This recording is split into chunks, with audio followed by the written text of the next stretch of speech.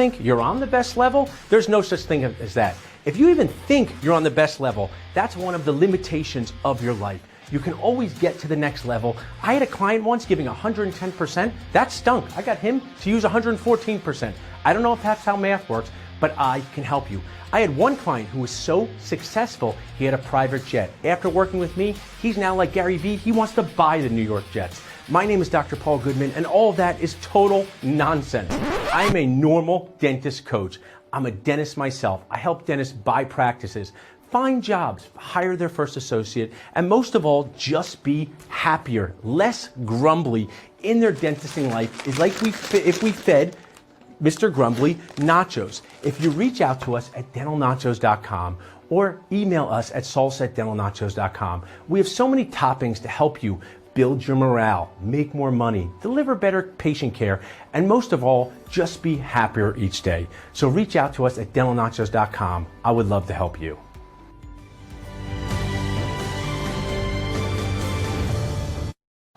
Do you need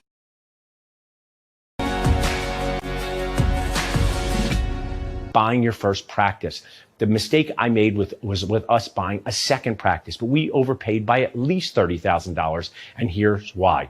Cash flow is so important. So this $300,000 practice was only profiting $100,000. So another actionable takeaway. A good way to value a practice is 2 times the net profit, 1.5 to 2 times the net profit, not just 70% of collections. So this broker valued it at $215,000 and we just paid it. There were no Facebook groups. There were no podcasts. We didn't have information on this. We just paid the asking price. And I know that we could have paid at least $30,000 less because it was a practice that was in distress. So if you're buying a practice that's in distress, the owner is sick, they have to sell quickly. That is an unfortunate life circumstance for the selling dentist. But you as the buyer, that practice doesn't have the same value as one where the owner might be able to stay on afterwards. So buying your first dental practice is so important. As someone who helps dentists sell their dental practices, I meet dentists at the end of their career, and they have often had multiple houses, sometimes multiple spouses, but just one dental practice. So what does that mean? That one dental practice will stick with you through your career.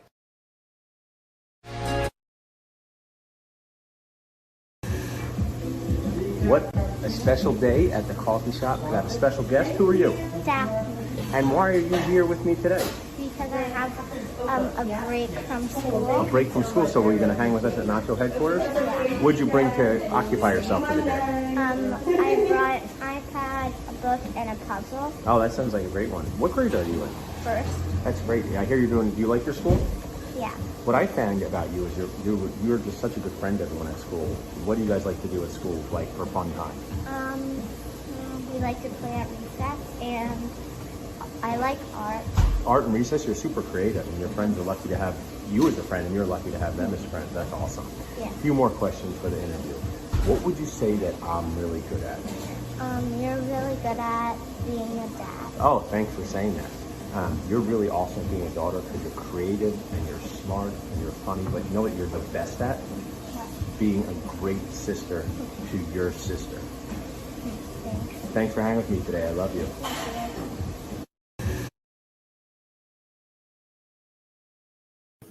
Imagine making a $20,000 mistake when it comes to one of the biggest decisions of your dentistry career. My name is Dr. Nacho Goodman, and I don't have to imagine that. I made that mistake in purchasing our second dental practice. I did not have the tools to be prepared and aware when purchasing our second dental practice. I did not ask the right questions. I definitely did not have the right team on my side. So I want to share with you 2 tips to avoid making a $20,000 mistake when it comes to buying or selling your dental practice. First tip, wrong team. Do not have the wrong team. Even worse sometimes than wrong team is no team. So wrong team or no team is a big problem. Who should be on this team? Advisors that you trust, like a dental-focused accountant, a dental-focused attorney, possibly a consultant, possibly a financial advisor. Get people in your corner who do this every day and can tell you when things are going well and when things are going sideways. On this team, They should alert you that working with a dual representation broker like I did 10 years ago is dangerous. A dual representation broker makes the claim that they can work for both you, the buyer, and the seller at the same time. I believe that this is totally nacho nuts. So ask brokers, are they dual representation? And if they say yes, be very, very, very cautious. Maybe even not work with those type of brokers, because for me, it costs me a lot of money and stress. So the first tip to avoid losing $20,000, do not have the wrong team. The second tip to avoid losing $20,000, don't start too late. This especially goes for sellers, but it can be for both. Desperation calls.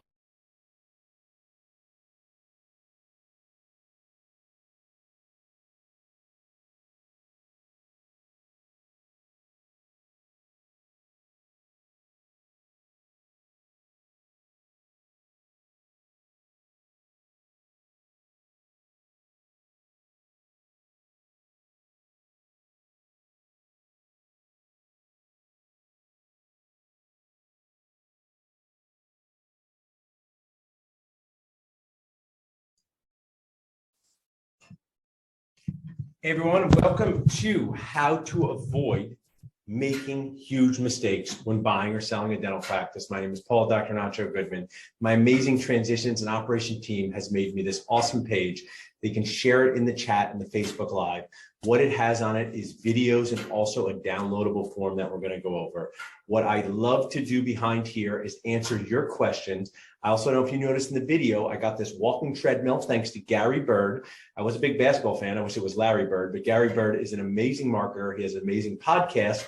And when I was doing his podcast, I said, Gary, what are you doing? You're like walking. He goes, yeah, I get this walking treadmill. That's how I put my steps in for the day. So you guys will see me using this. If you would like to know what walking treadmill I have, just drop it in the chat. And Christian, who put this together for me, can share with you which one. I just set it at like 1.7 and I get to do the work while I'm doing the work. So the reason why I'm inspired to do this show is that I made at least a $50,000 mistake in buying my second dental practice. So I could deliver value right up front.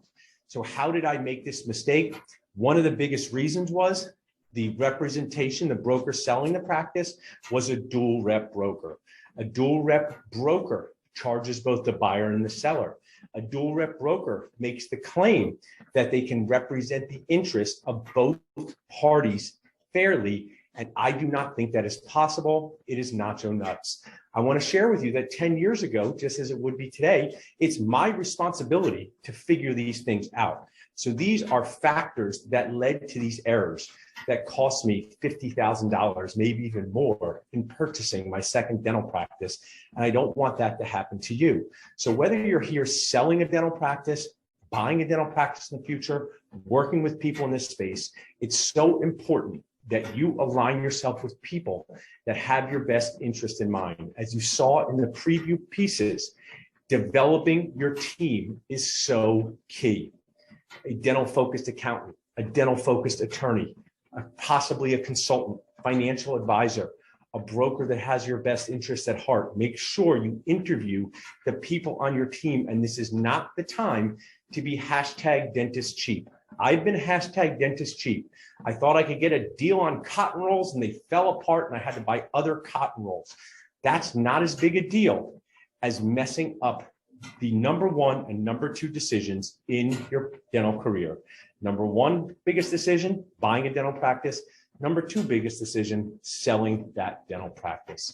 So let's take a look at a video here. I love to teach through video. You saw through that awesome video with my daughter. I inspire you to take more videos, whether it's to train your team or just remember and show your 7-year-old when they're 17 and they don't want to talk to you, hey, you used to like me so much. That's why I'm saving that video. So I can say 10 years from now, remember when you were 7 and I didn't annoy you all the time?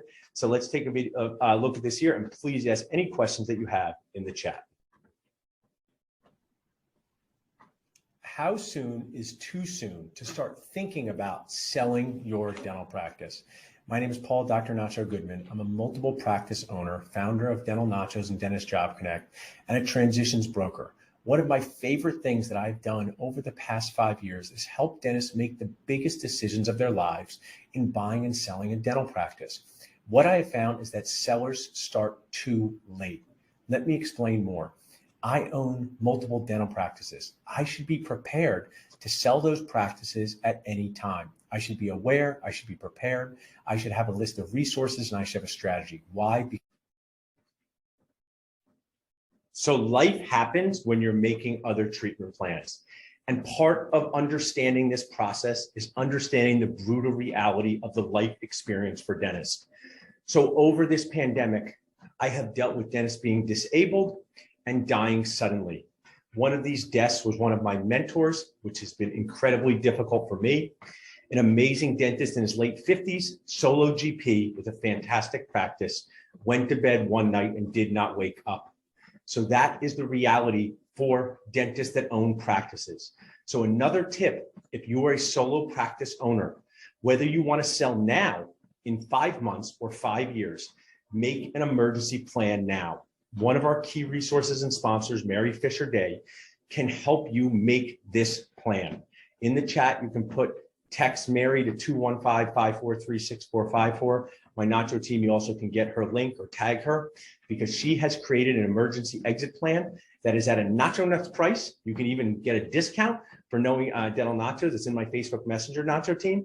So sit down with your family with a cup of coffee, the people that you care about while you're still here, and make the plan you hope you never have to use. Make the plan you hope they never have to use.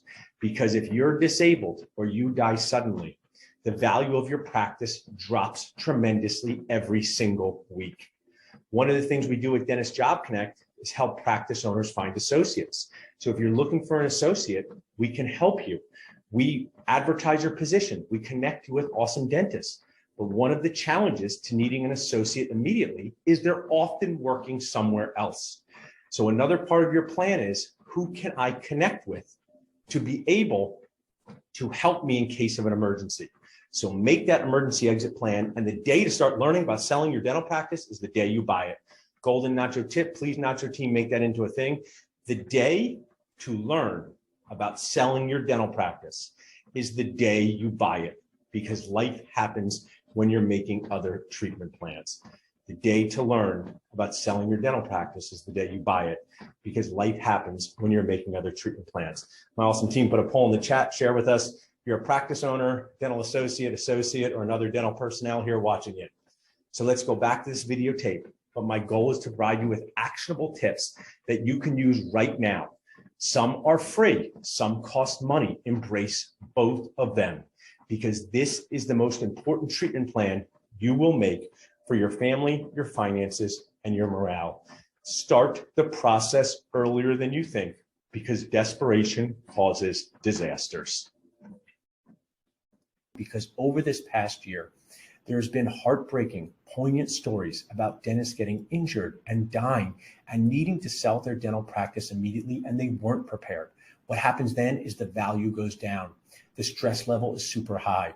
Putting in the time now, whether you are 35 or 55, to figure out the process of selling your most important asset, something that you've spent your life building up. You've had families upon families upon families inside of your practice. You think your team is a family. So do not leave the people in your life hanging if you are not there. But now let's just shift away from these poignant stories to just the daily dental life of a seller. So many things are happening in the transition space. Selling to private practice buyers, just like the olden days, is an option. Selling to a DSO is an option. Selling and staying on and working is an option. Selling a percentage of your practice and keeping a percentage is an option. What we've done. So let's move off of the emergency plan and talk about a regular plan. And let's talk for a minute about a dental practice called Dr. Nacho's House of Dentistry and Nachos. I think it's an awesome name for a dental practice. Very catchy. It does $1 million a year. Solo GP, 2 hygienists. It has 6 operatories. So this $1 million practice for Dr. Nacho, he makes $400,000 working there. This is just an example. I have a different practice now with a lot of dentists working there. So this solo GP earns $400,000 a year.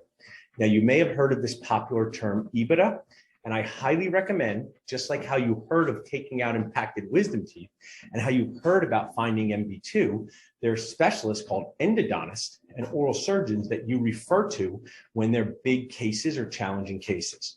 So I highly recommend that when you want to learn about your EBITDA, invest in getting a dental focused accountant to help you. EBITDA for one solo practice is not quite as relevant as this phrase, SDE, seller discretionary earnings. And I learned a lot of this by listening to Built to Sell Radio. My amazing friend, Dr. Mark Costas, had the founder of Built to Sell Radio on it, and it is a great podcast. So seller discretionary earnings is kind of like, what does this dentist make if you took the practice, shook it upside down, and how much would come out of it? Now, the seller's tax returns might say $285,000, but there's $115,000 of add backs. Add backs are things that count as money or profit. It could be things like investing in retirement plans. It could be like paying for your car through the office. All write-offs, again, ask your accountant about that. But back to this story of $1 million practice with a dentist working there, Dr. Nacho, that makes $400,000 a year. And Dr. Nacho wants to sell this practice. Who can he sell it to? One, he can sell it to a younger version of himself, a dentist, male, female. There's so many females in our dental space, which is awesome. There are females buying practices more than they did 50 years ago. Why? Because there's more females in dental school, which is great. These are just things to be aware of as you go out there and say, who can buy my dental practice? So if you are 75 years old, your graduating class likely did not have as many female dentists in it. We have amazing female associates working with us. I want to share a story from one of the Facebook groups of a fantastic female dentist who has a 2-year-old and found out she is pregnant and she's closing on her practice in a month. So she is going to ask the seller to stay on a little bit longer. That may or may not work, but these are factors in the life experience of all people when it comes to business transitions.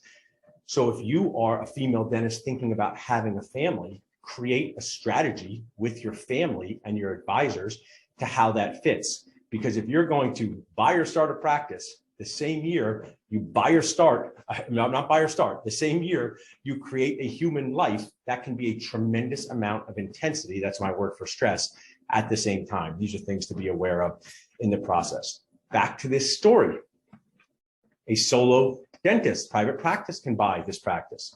A group practice or a DSO. So a DSO is a phrase or a name for dental groups buying practices that most often have a resource of money that's not a traditional bank.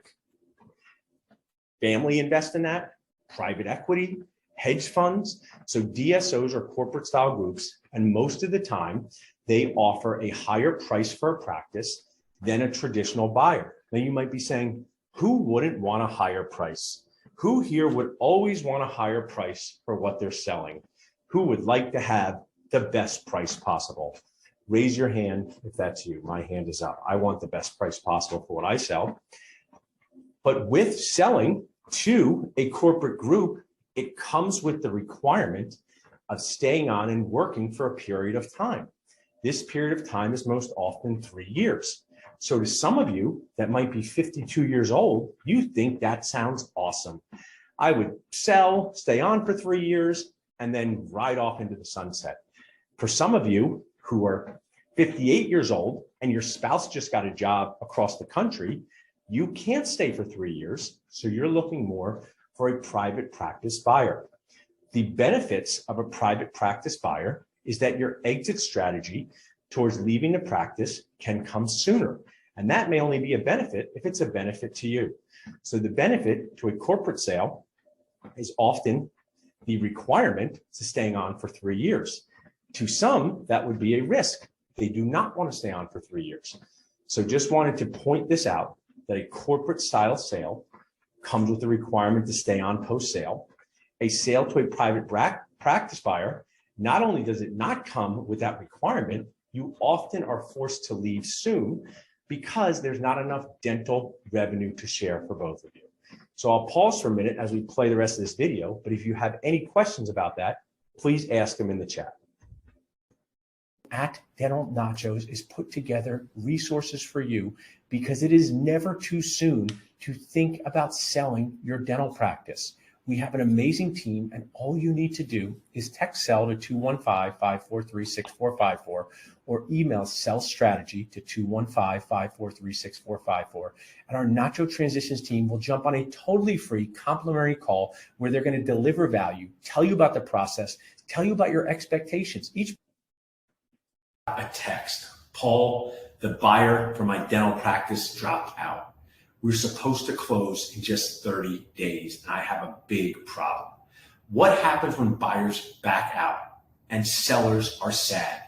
You put so much energy, time, effort, expense into this deal, and at the end, it goes sideways. Nachos get dropped. This happens more often than dentists think. There's so many reasons deals fall apart. Some of them make sense, some of them don't make sense. But either way, you now need a new buyer. If you are a dentist, you are going to have a crown that does not fit. No matter how many crowns you do, you are going to have a crown that does not fit. There are many reasons why a crown does not fit. Whatever the reasons are, don't matter when that crown doesn't fit. So this is a 100% true story where I was on a dad walk early in the morning and I got a text from a dentist that said, I'm working with a broker. We're about to close. The buyer backed out. I don't want to keep up my contract. Can you help me? And I shared that, yes, we could help this dentist. So when you work with a broker and buyers have backed out from me too as a broker, what is their strategy for when buyers back out? Do they have a backup list? How do they remarket it? It is so key because there's so much time, energy, and effort and expense putting into moving down the field and getting to the finish line. What are the steps? Hiring broker. You don't always need a broker. One of the times you don't need a broker if you already have the buyer. So do not sign up with a broker and pay their commission if you have the buyer already. If the buyer's been working in your practice for 3 years, you don't need a broker. What brokers do is they bring buyers. If you want to get the maximum number of people looking at your practice, a broker is going to most likely be your best option. But ask brokers how they market it. Dentists then sign NDAs. They talk to you about the practice. They put in a letter of intent. There's an asset purchase agreement, and then there's a sale. So if you go from NDA, LOI, APA, closing, so many things happen between those stages. Make sure the broker that you're working with has an action plan for if the buyer backs out. It happens more often than dentists think, and having a backup plan is so key to your success. So what we did for this seller is we're now helping this seller find a new buyer, and we're figuring out what to do next. There's so many things that can help prevent this, like getting good advisors up front, having more than one buyer interested in the practice. But there's also so many things that you cannot prevent. People changing their mind, things happening with financing. We love helping dentists with this challenge, solving big problems at Dental Nachos Transitions. So if you would like to learn how we can help you, just text SELL to 215-543-6454. Text SELL to 215-543-6454. An awesome member of our Nacho Transitions team will schedule a free call with you, strategy call. You can figure out what to do next, buy a practice, sell a practice, hire an associate, buy your 15th practice, sell your 3rd practice. We can help with all of that. We love helping dentists.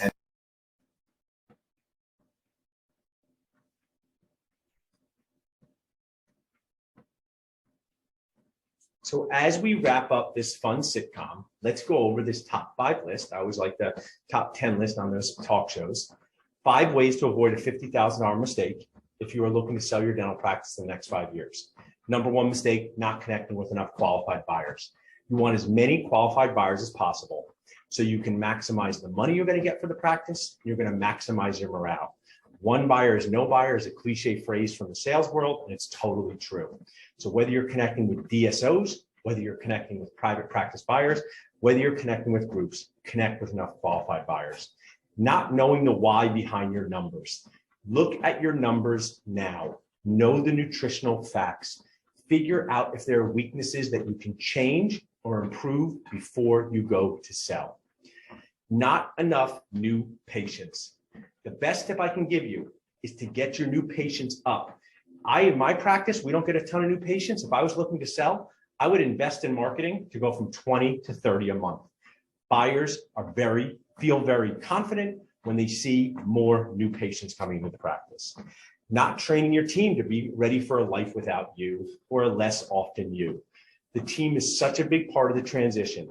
And while you're not going to walk into your practice and say, I'm thinking of selling my practice because everyone will freak out, you do need to develop a strategy for your transition, whether it's delegating certain responsibilities to other people, whether it's sharing systems that only you know about, getting your team ready for a life without you or less often you, and not hiring the right support and strategy team to maximize your success and sanity. It is so key for you to get the right people on your team, the ones that fit for you. One of the reasons dual representation brokers for me are so Nacho nuts is because they claim to be able to do something that I don't think is possible. Represent the same interest of two people at the same time. My good friend Rob Montgomery said, it's like someone saying they're a Cowboys and an Eagles fan. That just doesn't make sense to people who follow football. So get people on your team who are a good reflection of your life's work.